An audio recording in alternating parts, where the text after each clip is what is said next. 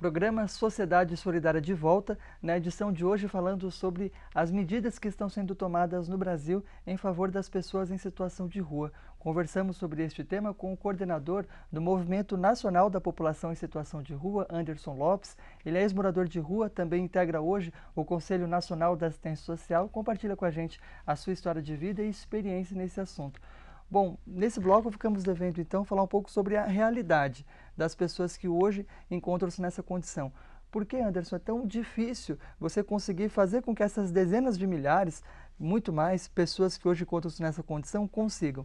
O Brasil tem crescido, mas mesmo assim nós temos um número persistente de pessoas que permanecem tão fragilizadas assim, né? O que explica essa realidade tão desafiadora? O que explica essa realidade é que a gente trabalha muito não com o indivíduo, e sim com o coletivo. Sim. E são pessoas que você precisa trabalhar com o indivíduo, né? São questão de vidas. E a partir do momento que ele cai nessa situação de rua, você trata ele como só questão, joga ele para um albergue. E o problema dele muitas vezes não é um albergue, né? O problema dele pode ser outro, trabalho, né? Família, né? Tem gente que larga a família e vai para a situação de rua, larga não, porque ela ficou desempregada, ela teve várias questões. Então a gente precisa hoje estar preparado para entender nossa sociedade, entender de fato quem é esse cidadão. Antigamente quem ia para a rua eram os imigrantes que vinham construir as cidades. Hoje Sim. não é mais os imigrantes que vêm construir as cidades, não é mais nordestino. Quem está em situação de rua são pessoas do próprio estado, da própria cidade. Não é mais aquela como a gente via antigamente, que não, porque ele saiu do Nordeste, veio para cá para São Paulo, porque ele saiu de tal lugar e veio. Não é mais. Então a gente precisa olhar a pessoa não como coletivo, não como toda, mas como um indivíduo. Qual é o problema, como podemos ajudar, né? Então hoje você vê pessoas em situação de rua que o problema pode ser o álcool? Pode, mas que não é o álcool. Hoje você tem uma porcentagem que é do desemprego, que é do rompimento familiar, que é do despejo hoje de municípios, né? Gestão de prefeituras que vão lá, despejam as famílias e não dá uma condição de uma continuidade de uma casa para elas, vão para onde? Para a rua, né? E aí vem todo o desmonte, né? Então a gente precisa muito trabalhar hoje, né? O projeto de vida do cidadão, acompanhar o cidadão, a cidadã, né? Então eu acho que a gente precisa dessa, eu acho que como o programa chama, né? Solidariedade, né? Sociedade, a sociedade precisa ser solidária, ouvir, atender, não abrir sua casa, mas ser solidária, acolher e cobrar do Estado, do município e do governo, cobrar do prefeito, do vereador, do secretário. Eu falo muito isso, né? Essas pessoas precisam de políticas públicas e não vamos De uma ajuda eventual. uma ajuda eventual, que amanhã o problema é o mesmo. Né? Você vai ali, dá uma esmola e ele vai continuar ali pedindo esmola. E não é isso que nós queremos. É que seja políticas efetivas de atendimento, de qualidade, de serviço, né? Que ela possa amanhã não precisar mais daquilo, mas ela está numa outra, né? Num outro acompanhamento. Então acho que essa população em situação de rua ela vem aumentando por isso.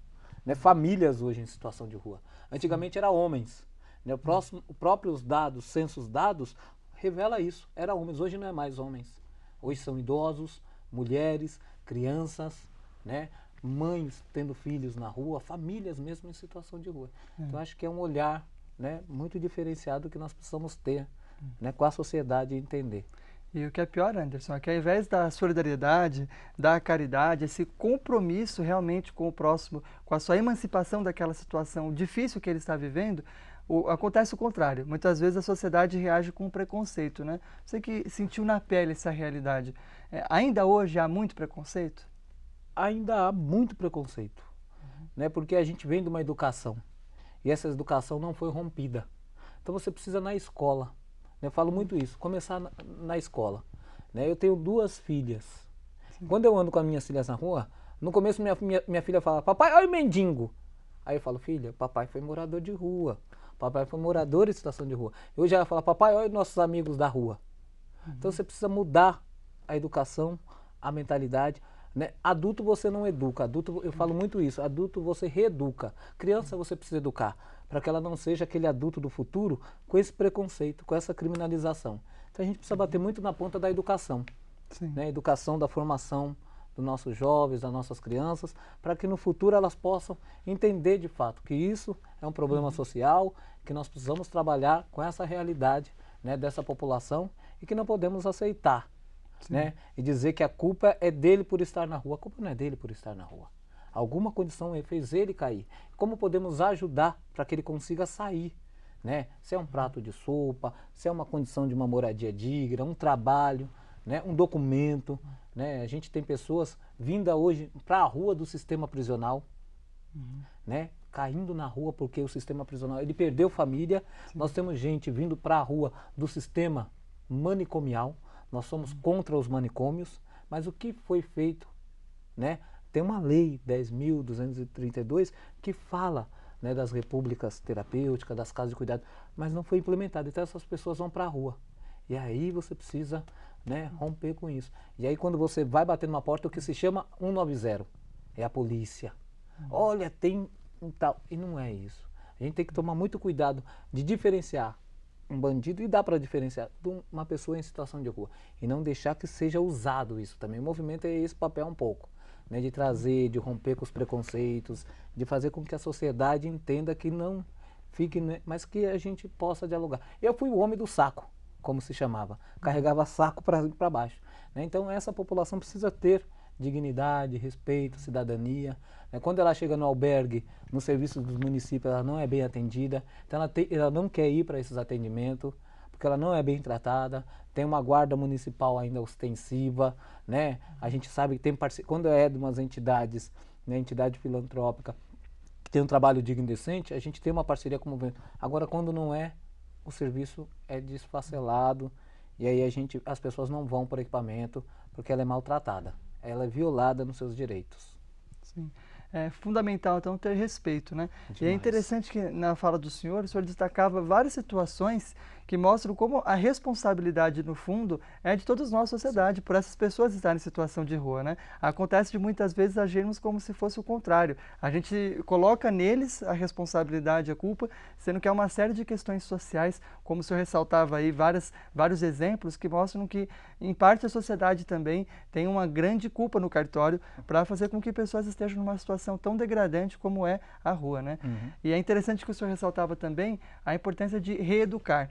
Essa é uma bandeira que acreditamos muito aqui na Legião da Boa Vontade. Inclusive, temos aqui em mãos o livro É Urgente Reeducar, do diretor-presidente da Legião da Boa Vontade, José de Paiva Neto. A LBV, inclusive, começou a sua atuação ainda na década de 40, com um trabalho muito voltado para a pessoa em situação de rua, naquele momento histórico do nosso país, com a Ronda da Caridade, criada depois em 1962, e desde então vem atuando fortemente nessa área da assistência social, com esse espírito de que é preciso reeducar, não quem passa por uma dificuldade, mas toda a sociedade, para que as pessoas ajam com valores espirituais, valores ecumênicos, valores fraternos, e possam, assim, não cultivar uma atitude de preconceito, mas, pelo contrário, ter uma atitude de respeito à dignidade do ser humano.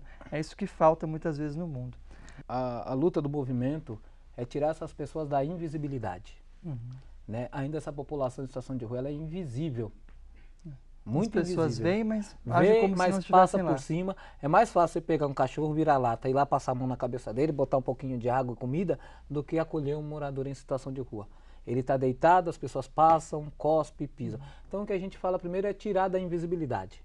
Né? E segundo, é a solidariedade. Né? Ser solidário. Não pegar e levar para sua casa, mas a gente ter uma cobrança. Então eu acho que o papel do movimento é muito esse papel de políticas públicas. Se ele quiser ficar na rua, respeitar. Se ele quiser sair, ter condições dignas para ele poder sair da rua. Né? Eu vivi 20 anos na rua. E eu consegui sair, hoje eu tenho minha casa, sou assessor político do maior sindicato aqui de São Paulo, da América Latina, que trabalha com os comerciários.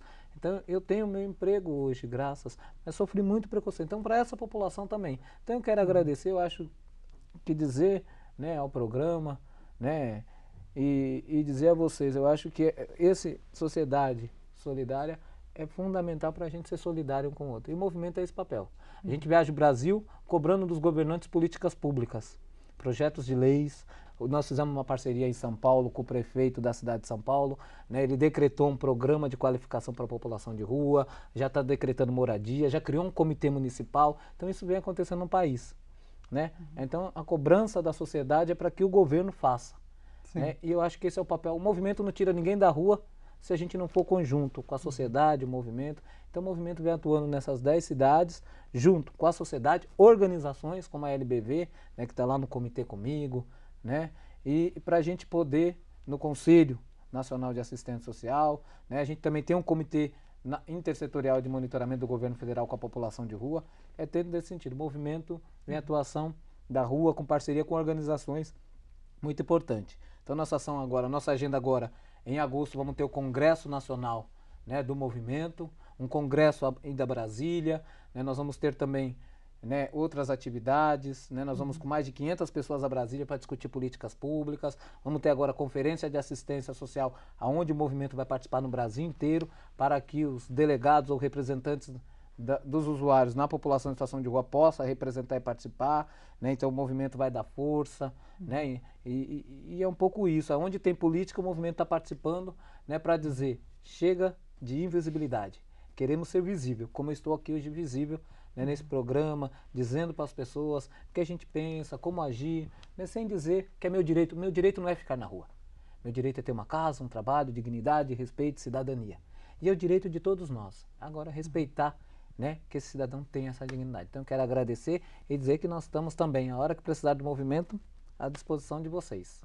O programa Sociedade Solidária conversou nesta edição com o coordenador do Movimento Nacional da População em Situação de Rua, Anderson Lopes, integrante do Conselho Nacional de Assistência Social.